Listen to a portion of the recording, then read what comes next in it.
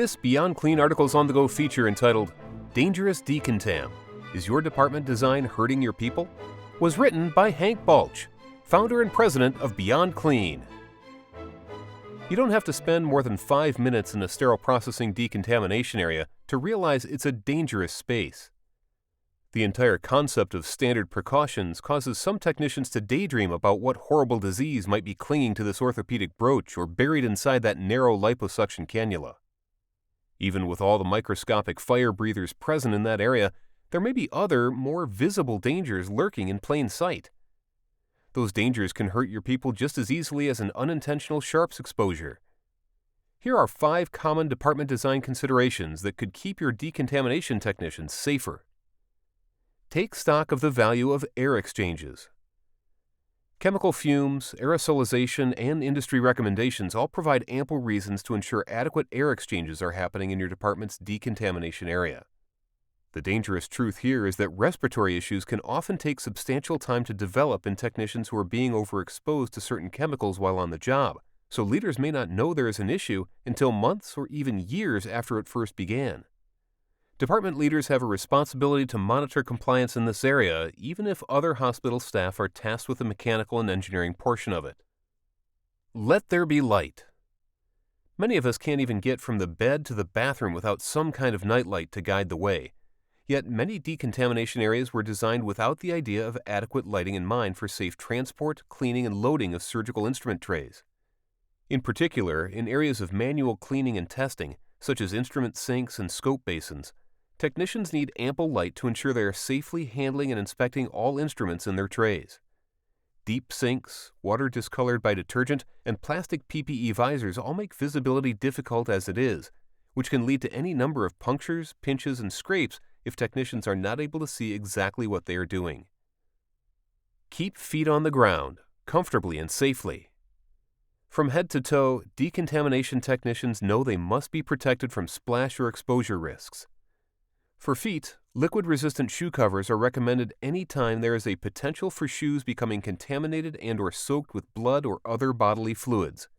AAMI ST 79 2017 4.5.2.c. Although technicians' feet may be dry, many decontamination areas still become extremely wet throughout the day, leading to serious slip hazards for technicians moving about in the workspace. Without proper drainage, safety mats, and floor texture, these areas can be a source of unnecessary risk for your teams. Even in a setting that is typically drier, consideration should still be given to the impact that hours of standing can have on your technicians' feet, legs, and back. Anti-fatigue mats are a must-have for this area, but should be regularly cleaned to avoid mold or mildew. Focus back on safety. One size fits all is a decent mantra for adjustable baseball caps and leather belts, but definitely not for the height of sinks and other cleaning surfaces in your decontamination area. While adjustable ergonomic sinks are still a luxury in many sterile processing departments, they can have a tremendous impact on a hospital's ability to protect their personnel from needless injury caused by undue bending, twisting, and lifting. Although decontamination and cleaning is a manual job, facilities should still do all they can to reduce the physical impact of this repetitive and extended motion on the bodies of SPD technicians. If mechanical upgrades are impossible in your current space, there are products on the market that can insert into existing sinks to raise the working level to a more ergonomic height. Ensure space for a safe space. For many departments, one of the most dangerous design flaws in their decontamination area is a general lack of adequate safe space. When peak volume is combined with a number of fully PPE'd technicians, case carts entering and exiting, trays moving from sinks to sonics to washers, manifolds being loaded and unloaded, and staging of containers and instrument sets happening on every available surface, something as simple as a safe movement becomes a serious challenge. Apart from knocking down a few extra walls, 2 of the most important things you can do are map out a standard decontam workflow and prohibit technicians from building leaning towers of instrument pieces. Even busy, cramped decontamination areas can still be safely organized to guard against trip hazards and sharps risks with intuitive, clearly marked workflow and staging areas.